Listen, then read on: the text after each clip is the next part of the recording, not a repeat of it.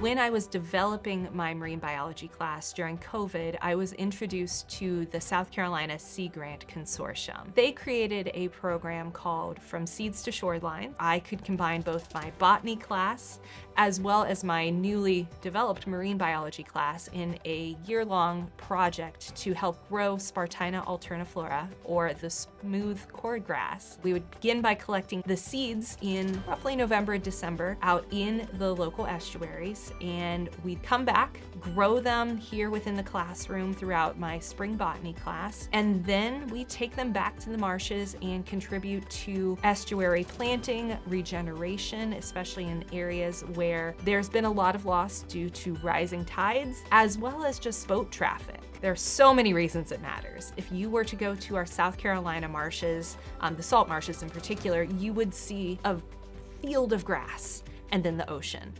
Well, those are primarily the Spartina alterniflora plants. They initially are helping to maintain our sediment. So all of that pluff mud, all of the dirt, and even some of that sand that's coming in with the tides, this is going to trap it, which right there is going to prevent coastal erosion.